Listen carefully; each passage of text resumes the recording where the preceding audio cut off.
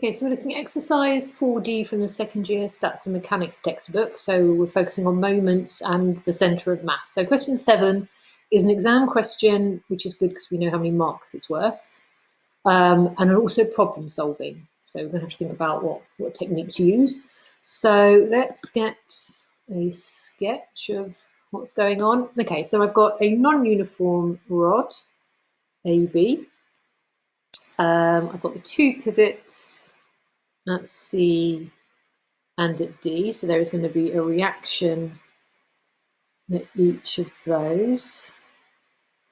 And the centre of mass is 10 metres from A, so the whole rod is 25 metres long, so 10 metres can be about there, so that's where the weight is going to act. Okay, and then we're attaching a weight of W newtons at E, where E is X meters from A. Okay, so I'll label that on shortly because they haven't really given me any indication about where E is. So is it somewhere over between A and C? Is it somewhere over here? But they have told me that so the rod will be in equilibrium after they've added this weight, and the magnitude of the reaction at C is 5 times the magnitude of the reaction at D. So that means that rather than having to call these two completely separate things, I can just say, let's make sure I've got that the right way around. Yeah, so the magnitude at C is 5 times the magnitude of the reaction at D. And seeing as that's the only reaction I'm now referring to, I can actually just get rid of the subscripts, which makes it all look a little bit nicer. Let's make that look a little bit more like an R. Okay, right.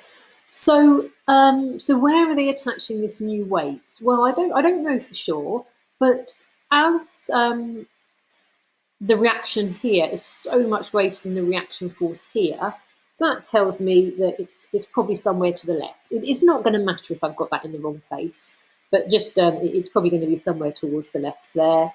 And they're just called. Oh, sorry, right. So actually, that's what they're calling W newtons.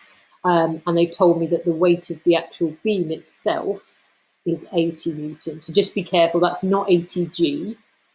That's because they've already given me the weight rather than the mass. That is just 80. Okay, and that's all in equilibrium. And I think that's all they've told me. Obviously, I've got all the different lengths I can label on as well. So I don't know that length there. So I'm going to call that X. That's what I'm trying to find. Yeah, so E is X meters away from A. So this new weight they've added is X meters away from A. I'm shown on the original diagram that is 6 meters. I'm told in the question that the centre of mass is 10 meters away from A, and then I'm also shown on the diagram that is 5. Okay, so always with these questions, this is quite a tricky one and quite unusual. But there's always two things that you can do. The first, the easier one, is to resolve vertically. So if I resolve that vertically, the upward force of 5R plus R must equal the downward force, which is W plus 80. So 6R is W plus 80. Okay, so that may not be useful. I think we are going to need it for this question, but it's easier than taking moments. So I would always look at resolving vertically first. Okay, then we're going to take moments. Now, as this unknown distance they've given to me sort of as a distance from A, I'm going to take moments about A. There will be alternatives that I'm sure will work, but I think they're guiding me towards taking moments about A.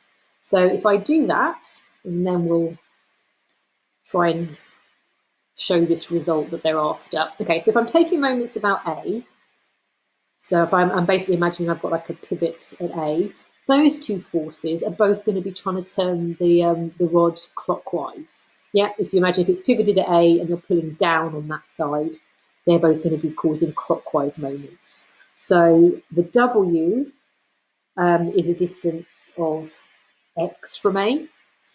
The 80 newtons is a distance of 10 from A. So they're the two clockwise moments, and it's in equilibrium.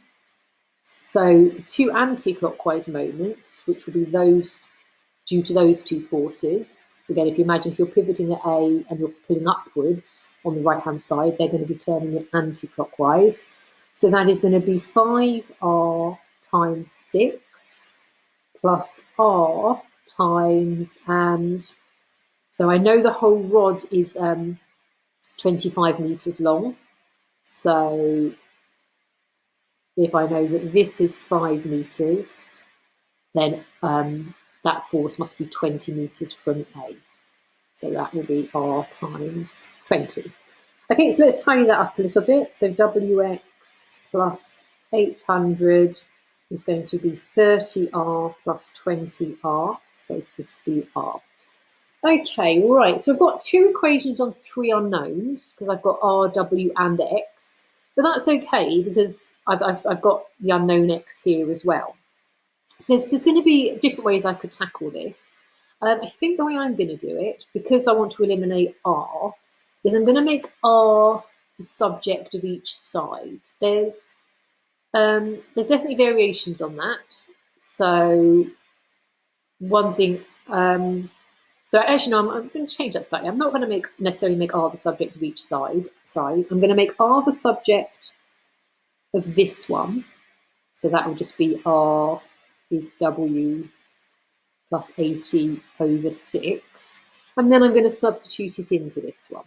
I'm just going to change slightly from what I said. So 50 times r becomes 50 times w plus 80 over 6. Okay, so that looks nothing like what they've got there, but I have got something that's just in terms of w and x. So hopefully, if I make w the subject, I will end up with what they've got. So if I want to make w the subject, I am going to expand these brackets out. So 50 w over 6. And then 80 times 50, 80 times 50 over 6. If that's really what I think I will do, I'll just leave that as one fraction. Okay, so I've just, all I've done there is do the 50 over 6 and multiply those brackets out. I don't have to do this really now, it's just sort of whatever steps make most sense to you, but I'm going to multiply up by the 3. Just to avoid having the fractions. Okay, then I'm trying to make w the subject, so I'm going to take all my w terms together. So to avoid negatives, I'm actually going to minus the 3wx from the right-hand side and minus 2,000 from the right-hand side, so from the left-hand side. Then I'm going to take w out, and then I'm going to breathe a huge sigh of relief, because if I divide through by those brackets, just double check, yeah, I get the result that they wanted, and it was a show that question, so I'm going to just show that I have finished. Okay, so how you did the rearranging, like I said, there's lots of variations on how you might have chosen to do your rearranging and your simplifying.